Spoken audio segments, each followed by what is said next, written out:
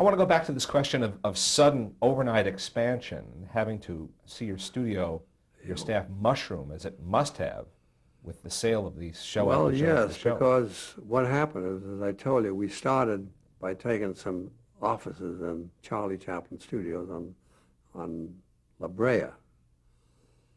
And then as we needed more space, we moved over to Cahuenga Boulevard, where we rented a building that's still there today, which had no windows in it. But it was pretty ideal for what we thought we needed, so we moved in. And it was like living in a submarine, you know. Whenever you stepped out the door, you go, sunshine, you know. But you got used to it. Having no windows really didn't mean anything. So we moved into that building. Now, across the street was nothing but fields, and nobody touched it because they said that there was a place there once called the Monkey Farm. Did you ever hear of that? I never heard of it. It's supposed to have been there. There was nothing there now. So we made one of the good moves that we made, and that is we bought 6 acres of land over there. 125,000 an acre, I think, or something like that. And now we own 6 acres. So the next thing we did for staying on expansion, we built a new studio, which is there today, with some pieces added to it. And I got to tell you, Leonard, it was really a day when we walked into that building, which was your building, that you had built, and it was all brand new, and everything smelled new, and everything was terrific. In fact, we got very creative. We had 2 entrances at the front, like 2 drawbridges.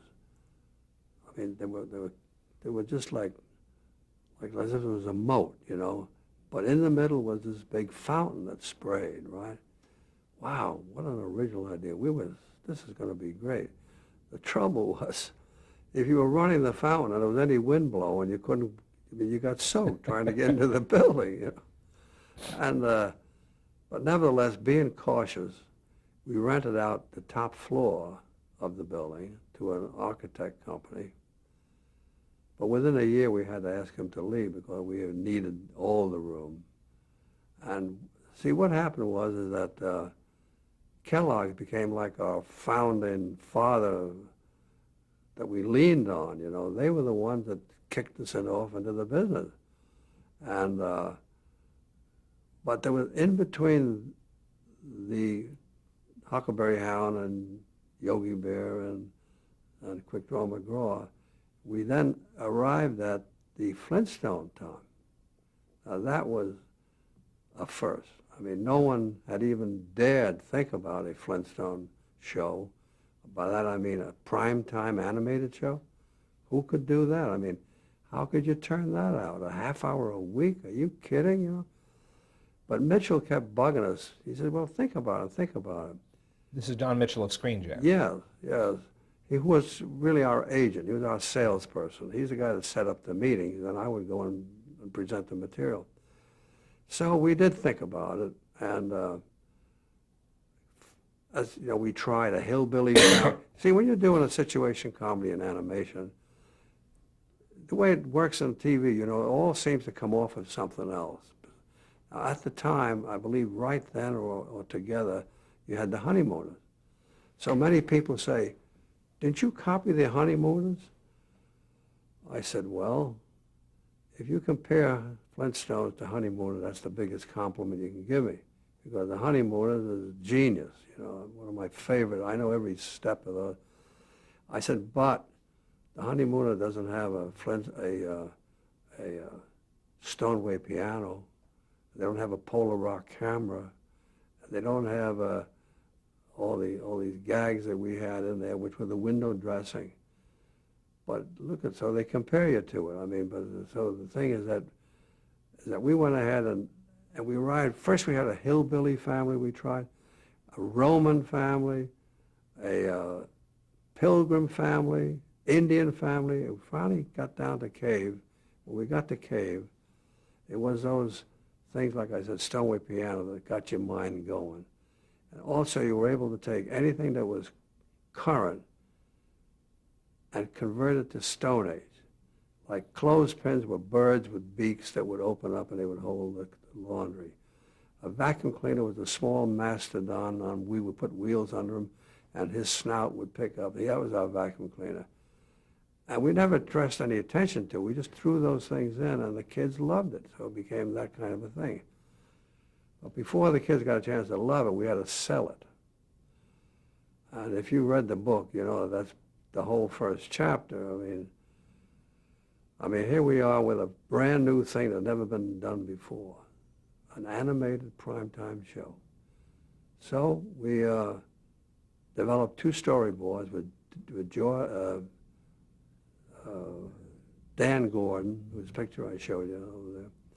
We developed 2 storyboards with him. One was they had a helicopter of some kind, and they were going to the opera or whatever. Another one was sharing a swimming pool between the 2 families, which was war. Bonnie and Fred were trying to share a swimming pool.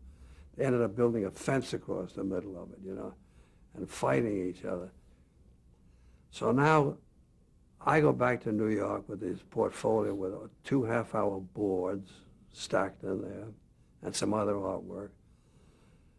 And we go along, I mean, and no one would even believe that you dared to suggest a thing like that. I mean, they looked at you as if you were crazy. But slowly the word got out, because I used to do the presentation, which took almost an hour and a half to go over 2 storyboards and tell them what they did, and the voices and the blah, blah, and make the sounds and all this stuff. And I would stagger back to the hotel and collapse.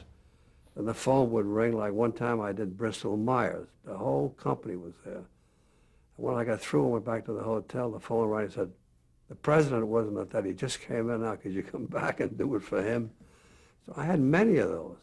One time I had 2 agencies fill the room. I mean, got about 40 people. And I did this whole show, and I got to know where the laughs were and where to hit it. Nothing.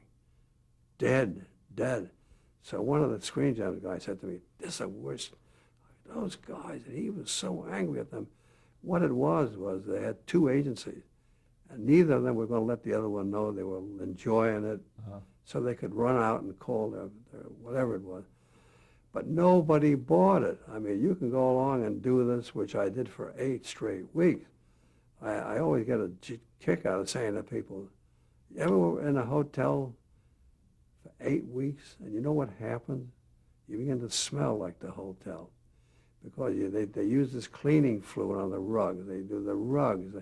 And as you step into a hotel, there's a certain scent that goes with that hotel, which I said was convenient, because you would meet somebody crossing Fifth Avenue and you'd say, hey, how you doing? You're staying at the Plaza, are you not? You know, so it got quite a few laughs. And that's the way it was. I mean, I can tell you, from the window, I could see Central Park, just a little bit of it. And when I started with this pitch, it was covered with snow. And gradually, over 8 weeks, I saw the snow disappear. I saw the swans come back. I saw the trees begin to bud. 8 weeks there, I mean, believe me, I mean, you become a kind of a green-yellow color, you know, from being indoors. And then they had the St. Patrick's Day parade happen during that time, and the drums went from 8 in the morning till like midnight. Boom, boom, boom, boom, boom, boom, boom, boom. So I had an uncle that was not a Catholic. He was a Presbyterian or something, but he would get in the parade and just play the drum, because they got all these free drinks. Every time they took a pause and go into the corner bar. So he was there on every St. Patrick's Day parade. Anyway, so what happens is that after sitting in New York and just wearing out, you know, just beginning to wear out, pitch, sometimes 5 a day. So finally, on the very last day, Leonard Goldenson, head of ABC, Danny Melnick, who was still around, and I think it was Tom Moore or Ollie Trays, showed up at the, I think it was my hotel, and bought the show in 15 minutes. But I don't know whether you remember, but at that time, ABC was a daring young network. They were doing a lot of Western things, and they were the ones who would take a shot at this, you know. Thank goodness, because if it wasn't for them, this was the last day, and I was slated to get on the plane at noon, And if they hadn't bought it, I'd have taken everything back, put it in storage, and you never come back the next year with it. You never try to repeat a show and try to sell it again because it doesn't work. They say, we saw that. But sometimes I wake up in a cold sweat thinking, if it wasn't for that last meeting at 9 o'clock in the morning where we ran across the street and got some hot coffee and sweet rolls for them, and John Mitchell is carrying 2 coffees, I'm carrying 2. We got sweet rolls under the arm. The hot coffee is running down your sleeves, burning your hands, and we're getting ready to make the pitch. And I think to myself, you know, this is how close you come to disaster, am I right? You don't sell something. So the thing went into production. Everyone's saying it's impossible to do, impossible to produce, and you're just sweating away and working away and worrying to death. And now we finished the show, and we opened at 8 o'clock on a Friday night. Good time, right? Next day, Variety comes out. Pen and ink disaster. That's what they call the Flintstones. 6 years later, the disaster was still going, you know. But this is the way it goes. Am I right? You see, now that was selling that. Now, how did you keep a handle on all the product you had to turn out now at this time? At one time, I remember you were doing something like 5.5 hours a week for television. Well, I recorded all the shows. I would do, You would supervise the recording sessions. Yeah, I was directing them. I was casting them and I'd cast them and direct them. You didn't have any staff. See, and keep a handle on it. I don't know how you keep a handle. You just kept on it. That's all. I mean, did you have a storyboard? Okay. I used to meet with 4 writers, 2 on Saturday and 2 on Sunday, and go over material with them. Meantime, Bill was timing out these sheets like a madman, you know, because to time that much stuff. And we then put in our own recording studio, because we used to go down on Sunset Boulevard and record. And then I'd take everybody to dinner.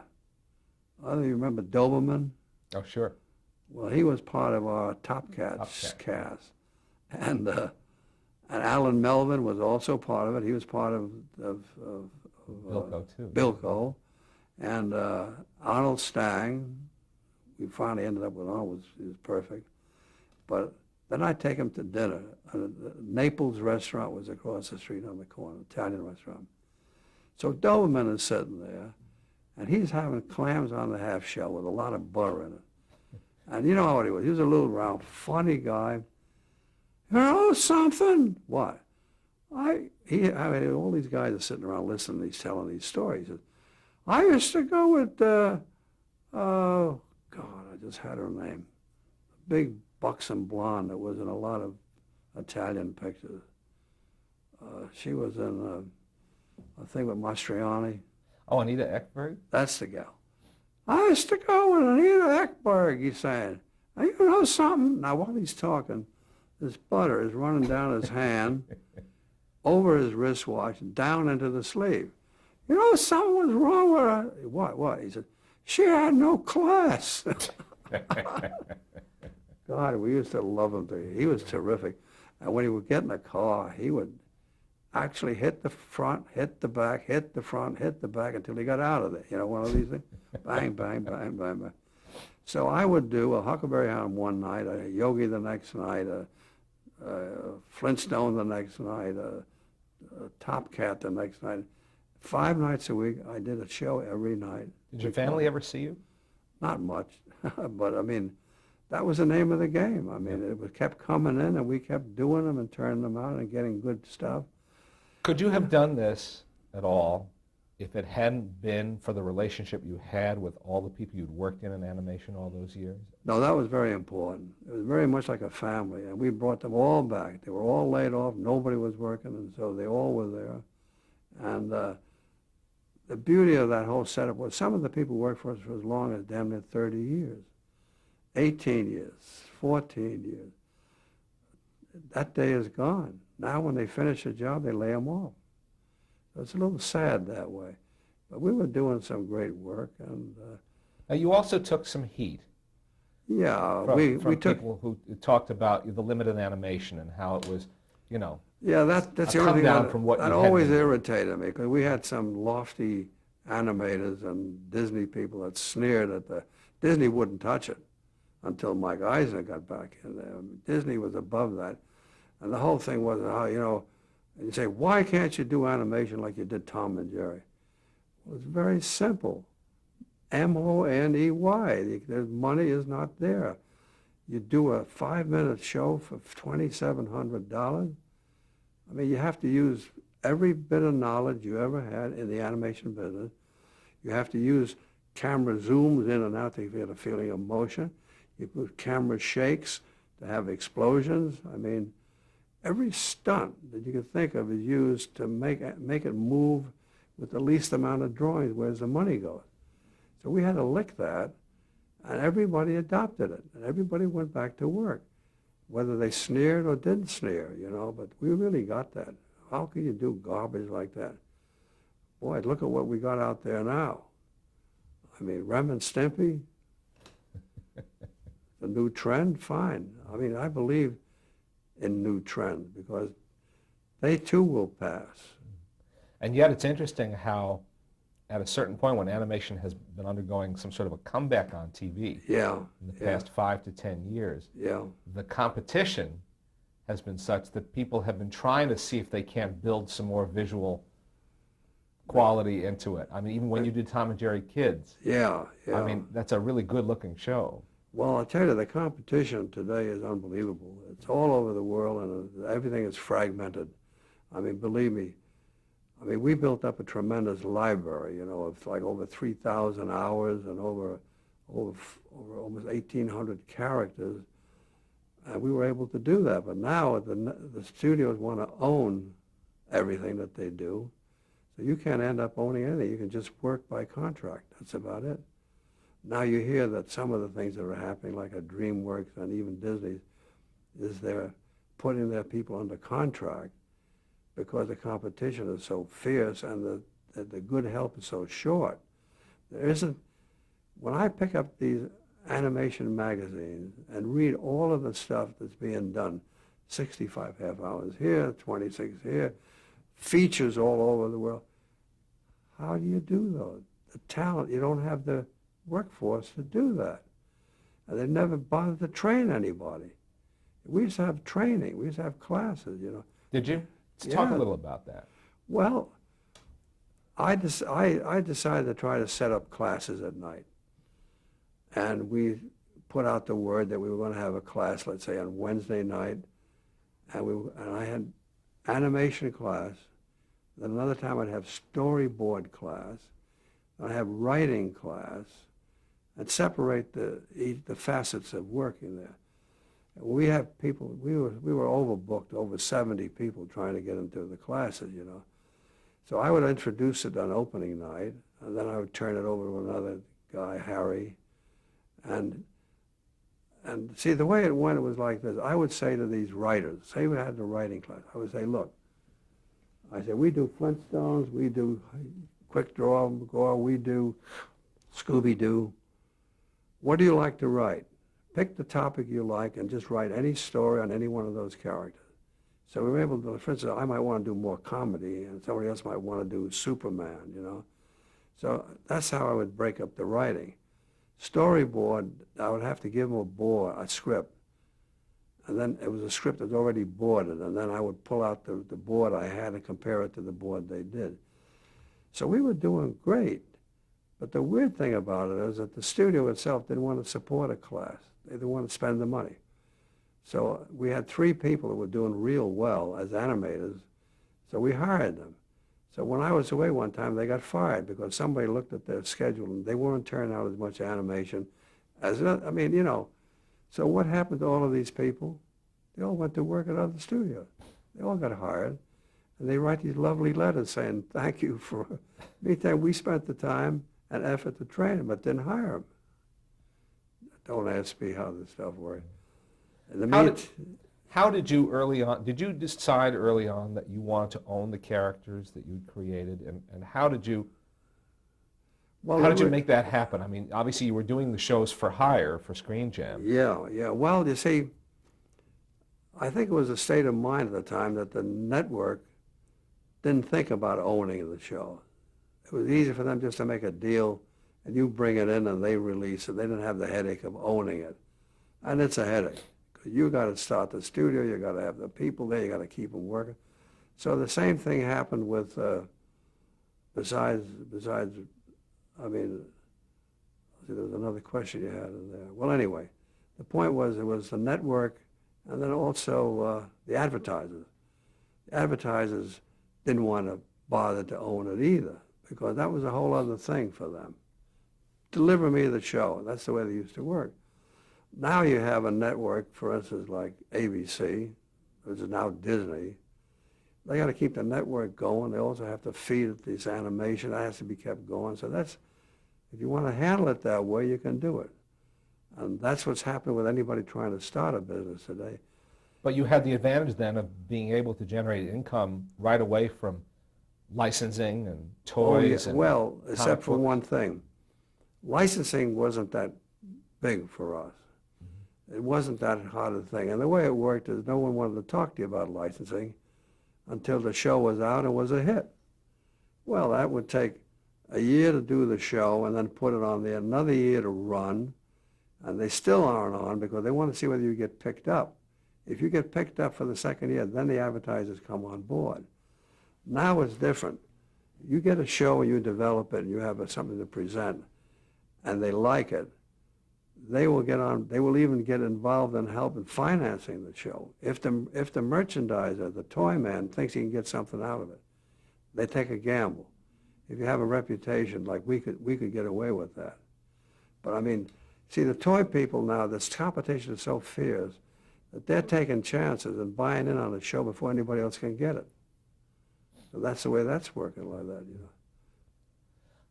I want to talk a little bit about your collaboration with Bill. Yeah. As you say, you already indicated that at the very start, it just sort of naturally divided itself. That's right. Because you both had your specialties. I was the pitch man, you know. Uh-huh. But even before at MGM, before you had to Yeah. go out and sell the material, when you were making the films, Yeah. there seemed to be a natural division Yes, of it labor. was. It was because it went so smoothly. I would get an idea, and I would start drawing it up right away. I would start drawing. In fact, it went even like this. If I flew to New York, on the way to New York, I'd have a piece of paper on my lap, and I would do a Yogi Bear story. Sketch it. Call for layouts, call for close-ups. And when I went back the other way, I would do a Huckleberry Hound story. So by the time I took this trip back and forth, I had two stories, turned them right over to the layout man and put them into work. So that's how it evolved, and I just kept doing this stuff. I also kept dreaming up the characters, which, see, the thing that I was avoiding is there was too many meetings where people were supposed to come up with story conferences, which are a waste of time. I mean, they get 12 people in a room, 18 people in a room to develop a story idea. You can't do it. I mean, there's too many opinions and too many people jumping on each other or trying to top each other. And, oh, it's the worst thing. I never had to, once I finished a Tom and Jerry, I would start another one. That's all. So I started another one. Same thing happened when we were getting into Huckleberry Hound and those guys. Then we brought in story men, and we were able to do more work. We had Mike Maltese, Warren Foster, Mike Myers, guys from New York. When we started the Flintstones, we even brought in the writers from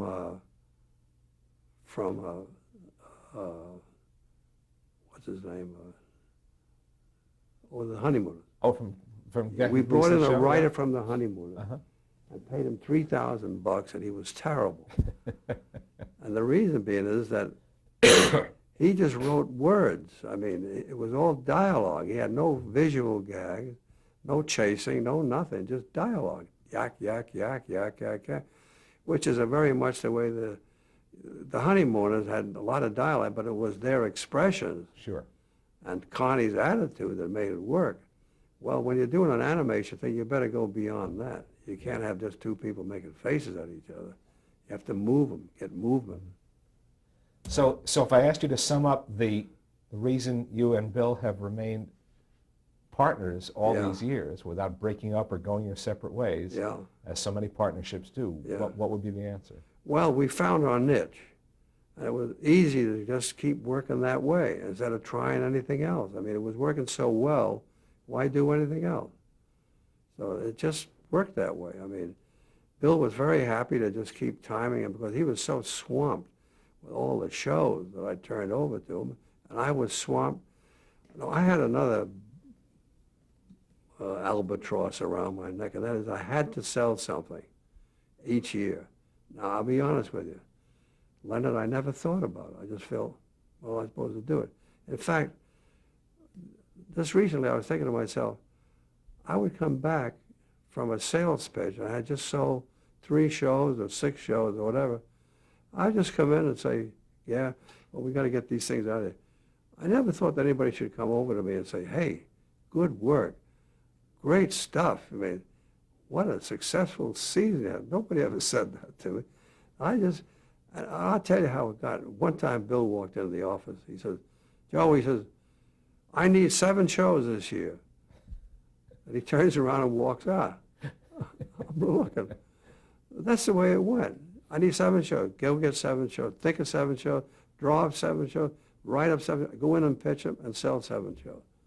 I mean, that's how we were so mechanized in one sense, you know, except why my thrust always was to get some new idea, like the baby. Now, truthfully, Sheila once said to me, why don't you have a baby in the Flintstone, right? So I went in and we talked about it and decided to try it. And we were doing the script, and it was going along fine. I got the call from New York, and it was the merchandise man. And he said, hey, what is this? I hear you're having a baby in the show. I said, yeah. He says, what is it? Is it a boy or a girl? I said, a boy. What else would a Sicilian say? You know what I mean?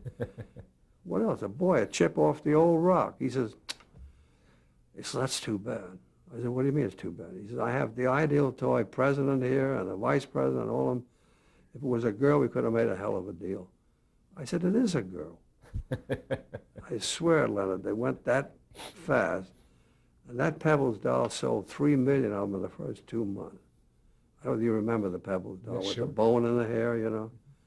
You know what I'm thinking is, why aren't they making some more of them right now? Exactly. It would make a great piece of merchandising, wouldn't it? So anyway, that was compared to the honeymooners type of an idea. And as far as Bill and I working together, it worked well that way. He was busy and I was busy. We were all swamped all the time, and they had no more time than what he was doing was fine, what I was doing was fine. My job was to come up with the ideas to get out and sell, and his job was to get them done. And it worked. Obviously it did. Yeah. So right now, he still comes in every day. He goes up in the penthouse, you know, and I go in the other office, and we're waiting to see where the chips will fall. You know, we went through 4 mergers. Can you believe that? We sold the company to Taft.